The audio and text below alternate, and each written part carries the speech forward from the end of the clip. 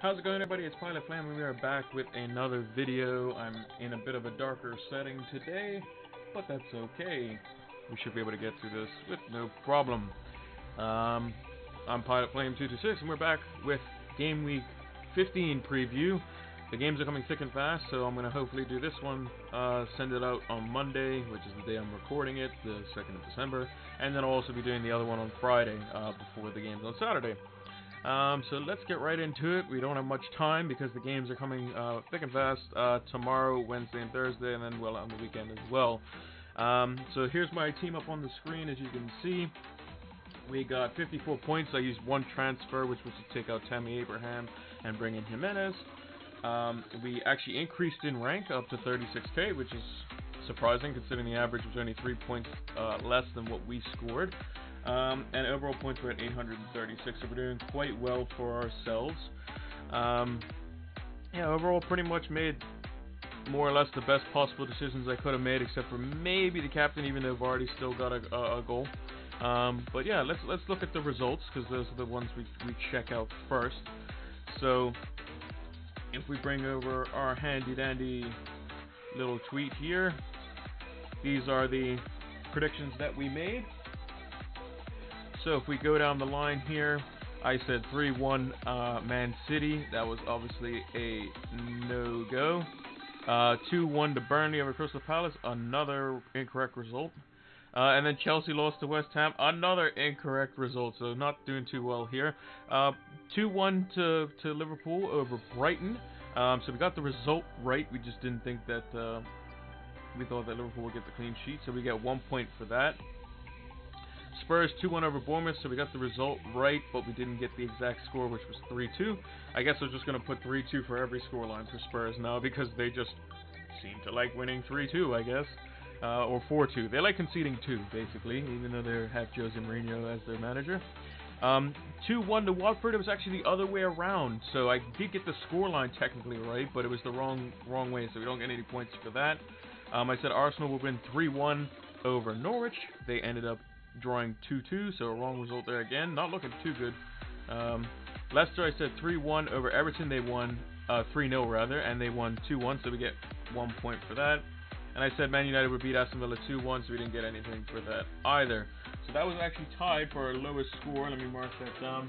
Back in game week 8 and 9, where we only got 3 points for getting 3 different results correct, as in we said a win, draw, or loss, not the exact result. So not looking too good there. Clean sheet for Chelsea. Well, that didn't happen.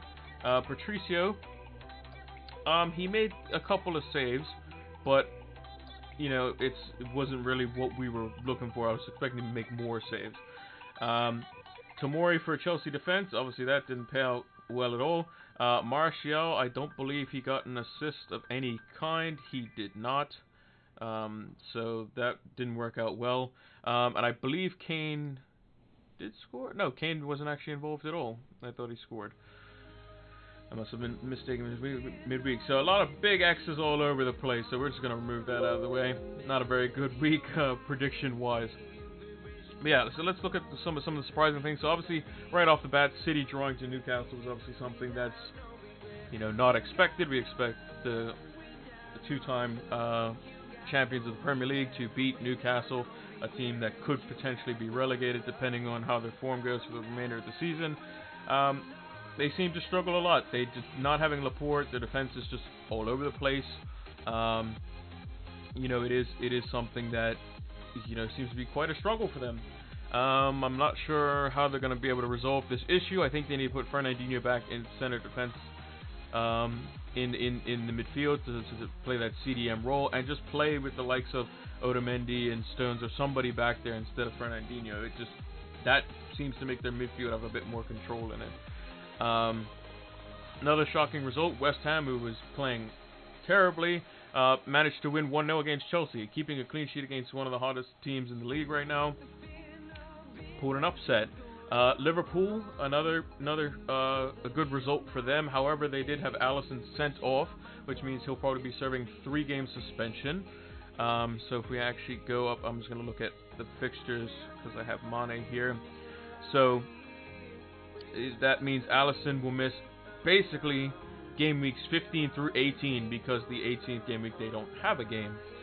So he misses Everton at home, he misses Bournemouth away, and he misses Watford at home. So potentially some clean sheets there. So potentially Adrian for 3 game weeks and then take him out. That might be a good shout. And then obviously Spurs continuing their form. They play against United this week. That should be an interesting contest. Arsenal, even with their manager sacked, still performing mediocrely, as well as Manchester United not getting the result that they wanted, where they were more or less dominated for the majority of the game by Aston Villa. It was shades of the Sheffield United game, where United had a spell of 10 minutes, maybe 15 minutes, where they were really, really good, and then not much after that. So United show that they can do things.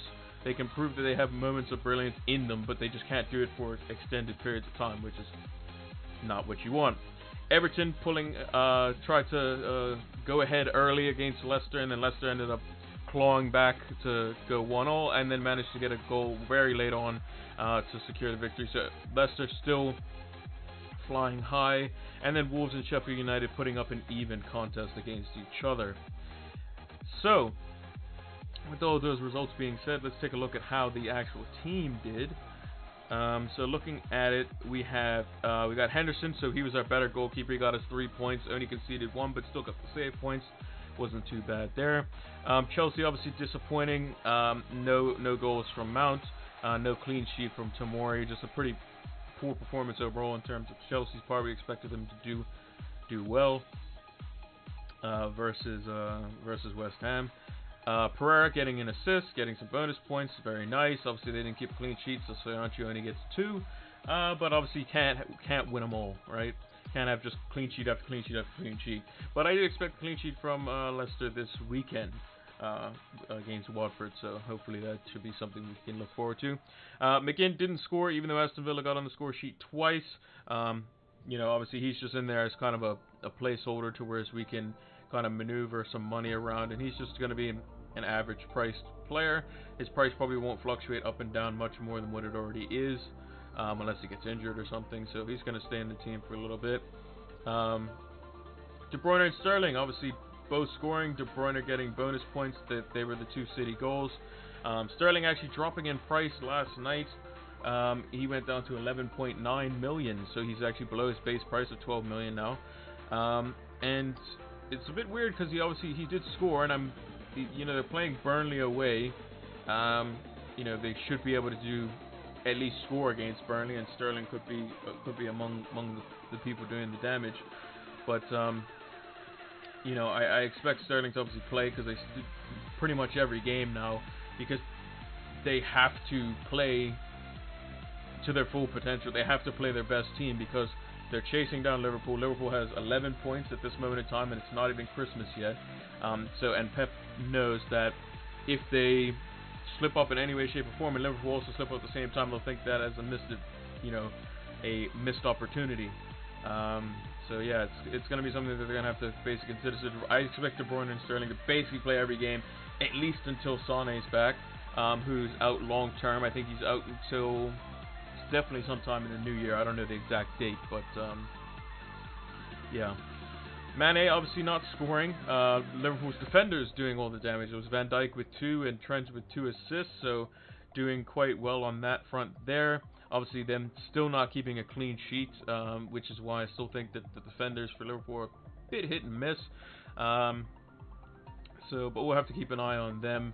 We definitely don't want to bring them in for like a couple of games and then maybe get 1 clean sheet when I can go for something a little bit cheaper that may have the same or similar fixtures. Jimenez, obviously we brought him in. We got a double price rise on back-to-back days, which was quite nice, which means we gained value on him.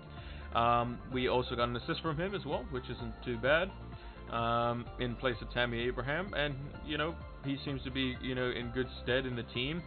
He's got West Ham at home this week, so they should be able to do quite well against them.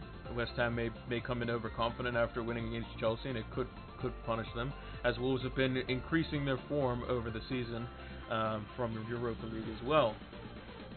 And then we obviously have Jamie Vardy, who's just, you captain him seemingly every week, and he just seems to do quite well for you. I mean, I've had him in since, where was it?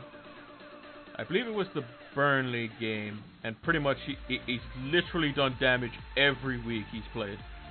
Like, he scored here, hat trick, score assist, score. Like, the guy can't stop scoring. So it's like you keep put the captain's armband on him if he has a good fixture, and it seems good to me. On the bench, we actually did the numbers perfectly, it turns out. So Lundstrom with 2, Greenwood with 1, Rico with 0. Obviously, Rico did play. He got a yellow card as well, as he typically does. And they conceded 2 goals. And then, like I said, Ramsdale was the worst of the 2 keepers, which is fine.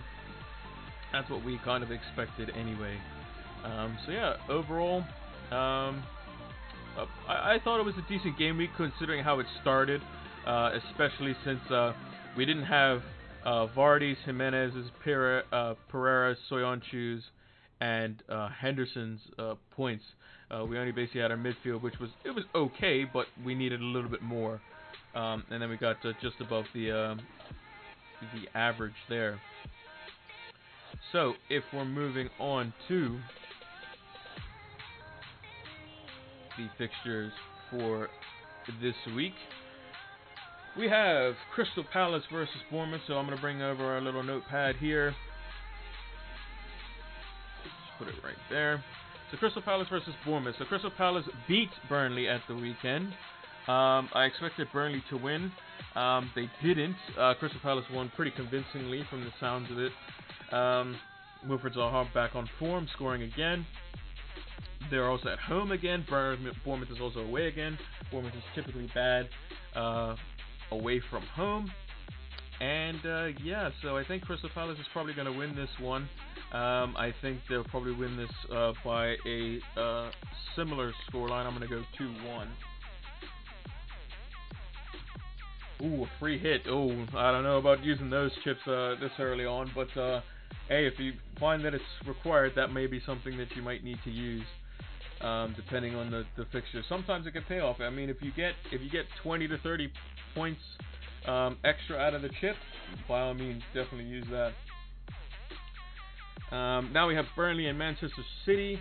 We have City obviously dipping in form, you know, not playing up to their expectations, but they have to play a strong team. Burnley coming off a loss away from home. Can't remember now. No, they were at home, so and they still lost. So I guess I expect City to win. I think 3-1 is a fair scoreline for Manchester City. Chelsea versus Aston Villa. You would expect Chelsea to come back and win this game. I'm going to go for a 3-1 scoreline as well. Leicester versus Watford. This is probably going to be a pretty convincing win. I'm going 3-0. Not really much else to say there. Watford seems to have that little flip in confidence, and then down it goes. Now this is probably the hardest game to call out of the whole series of games, apart from the Merseyside derby. It's probably United versus Spurs.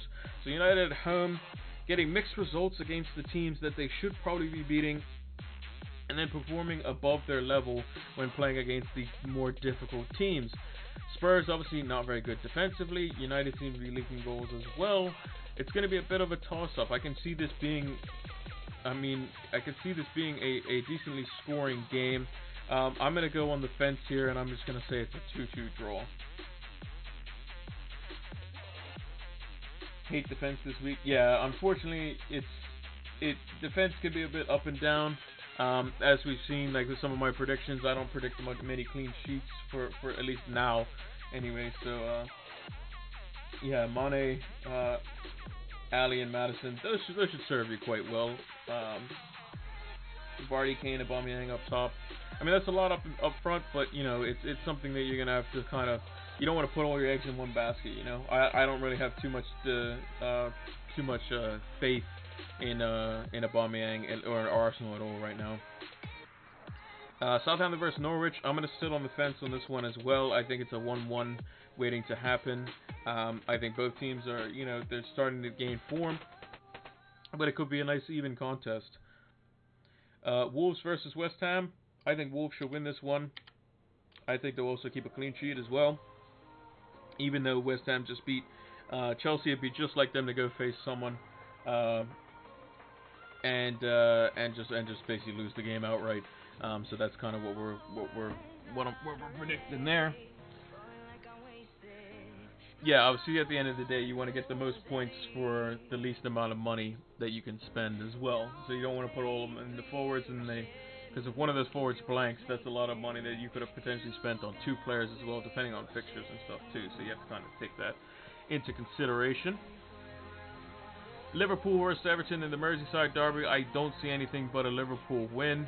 I think it's going to be a 3-1 win. I think Everton's form against Leicester was only a brief moment of brilliance, and then they just do what Everton does, which is just be bad, basically. I think Liverpool is going to continue their form. They have no real problems, or shouldn't have any real problems with Everton, especially at home. Sheffield United versus Newcastle. I think this is going to be a pretty cagey affair. I think that Sheffield United is going to win this in a very easy fashion, 1-0. I think that Newcastle can't really score. They scored against City twice, but Sheffield United obviously a much more formidable defense. So I'm going to go with the 1-0 scoreline there. And last but not least, I think Arsenal will bring it back against Brighton. I think they'll win 2-1. I just think that they're bound to get a good result at some point, especially with having Ljungberg as their manager. In terms of our differentials and clean sheets. Clean sheet, we have Leicester. Obviously, they're against Watford. Watford are down pretty much to the bottom three, and have been for the majority of the season. Pretty straightforward. They're not doing well at all. And I think Leicester should be able to handle them quite nicely, especially with Vardy scoring the amount of goals that he is. In goal, we have Dean Henderson from Sheffield United. I think they should be able to. This is probably their best chance for a clean sheet. I think that Newcastle doesn't score very many goals, especially against teams that are very organized. Obviously the last 2 weeks they have been scoring, but they've either been off of set pieces, which Sheffield United are actually very good in defending. I think Dean Henderson's a pretty good shout this week. I have him in my team. I'm going to be starting him, so it's a good pick there, in my opinion. And then in defense, Pereira obviously getting an assist. They're up against Watford. Probably a clean sheet there. Potentially some attacking returns as well. He's going to be able to get high up the pitch, and he's going to be able to do some damage. Then we have Dele from Tottenham. Dele Alli always seems to find a way to score versus United, or at least be involved. And now that he's Mourinho's main man, I wouldn't be surprised if he didn't score. I think he'll probably score against United, or he'll be one of the ones that, if they do score, will be the one-on-ones involved. Especially with a lot of people bringing him and Son in at the moment.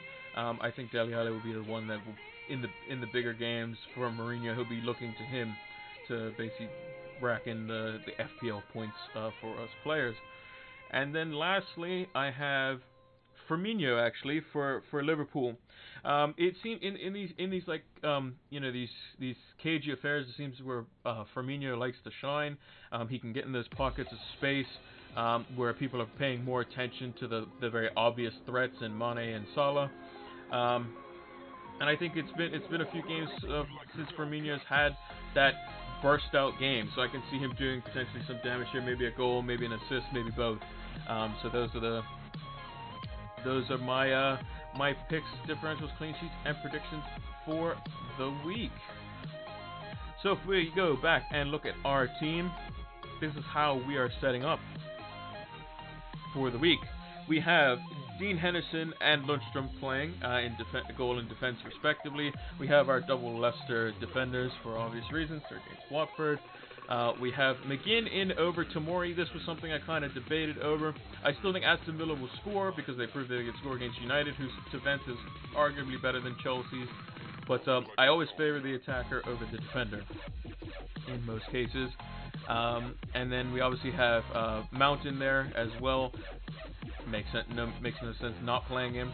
We have De Bruyne and Sterling obviously playing because they're expensive midfielders and we want to play them. We have Sadio Mane obviously playing as well. He's our vice captain for the week at home to Everton. We have Jimenez and Vardy leading the line, with Vardy obviously as captain because he can't stop scoring. Just leave the armband on him. It doesn't make sense not playing him. On the bench, we have Ramsdale, obviously, as their bench goalkeeper. We have Tamori first, then Rico, then Greenwood, obviously based on fixtures. That's the order I would play them in, considering I was kind of close to playing McGinn over Tamori. The thing is, if McGinn were to score, and I did play Tamori, so let's say if I put in Tamori over Lundstrom, then I'd have a defender going against an attacker, so I don't want that scenario going up. Plus, I think that Sheffield United have a better chance of keeping a clean sheet than Chelsea do. Plus, they're also against weaker opposition, and they have a better defense. So, it kind of plays out overall in the grand scheme of things. I pretty much set this team up almost instantly. There was, like I said, the only consideration was Tamori over McGinn, but obviously you favor the attacker. And I think McGinn's due a goal anyway. I'll probably crop up with one. Hopefully. In terms of transfers and value, let's go check out how the team's doing here. So if we look at the value, I believe we gained 0.1 on Ramsdale from previous game weeks. Rico obviously 0.1 in value. Pereira got a 0.1 value last week. Soyuncu and Lundstrom have stayed the same. Tamori's only going up at 0.1. McGinn went up to 0.1. Mane stayed the same. Sterling, obviously, like we said, went down. De Bruyne stayed the same. Mount is going back down to the base price that we bought him at, which is obviously unfortunate. Vardy went up to 9.9. And like I said, we got the double value rise on Jimenez. But in terms of transfers, I don't think I'm really looking to do anything. The only consideration would potentially be a Spurs midfielder over the likes of Sterling. But I think that City just, when it comes to the games that are thick and fast, they have a squad that can rotate a lot better than Liverpool's can. It's because Liverpool, you know, Fabinho went down injured in the last game. Injury to Van Dijk or like Mane or Salah, one of those three, even one of those is a big detriment to the team itself, especially in a month where they're playing 2 games inside of 48 hours. You know, it can be quite tough on the players itself, and you know, it could be quite difficult, you know, if they do get one of those injuries. So gonna have to keep an eye out for that. I just think that it's just something that we need to kind of keep a close eye on when it comes to these types of, you know, fixtures that are really congested and really close together. Who's going to be playing the most amount of games? It's not going to be who's going to be playing every game, because that's not going to happen. Like, I don't expect Kevin De Bruyne to play every game over the Christmas period. He might play every game over the Christmas period, but he's likely to play the majority of them, which is what we want in our team. Is Jamie Vardy likely to play pretty much every game in the Christmas period? Almost certainly. He will play. He may miss one game out of, let's say, 8, as an example. You know, so you want to have the players in that are going to be playing the most amount of games. And if you look at our team, you can say that Jimenez and Vardy, they're pretty much going to be playing every game. Jimenez may be used in Europa, but probably not in most cases. Vardy obviously only has the domestic cups and the league to worry about. Mason Mount, he'll probably play maybe half and half. He might be a rotation risk, but he's a cheaper player, so we may expect that. De Bruyne and Sterling, obviously with Sané out, I expect Sterling to play pretty much every game. They only have him, Mahrez, and Bernardo Silva really that can play on the wings in normal circumstances. De Bruyne, if he doesn't play, well then the team probably, you might as well just pack it in. And I'm pretty sure the league's pretty much over anyway as it is. Mane, probably going to play every game if he's fit. May get subbed off a little bit early some games, but that's going to happen with both him and Salah. McGinn, again, they don't really have much other than any domestic cups that they may be in or the league. Tamori may be a rotation risk there, but highly unlikely. Lundstrom, center midfield, they obviously, again, same thing. They're not in any European competitions. Leicester defense, obviously not in any European competitions, and neither is Bournemouth. So it's just maybe the rotation risk would potentially be the Chelsea and City players. Really, I think Mane is pretty much nailed on. City has the team to basically rotate and swap around, so that would be the only reason why they would do such a thing. Same with Chelsea. They have players which they can kind of manipulate their formation and stuff like that to do that.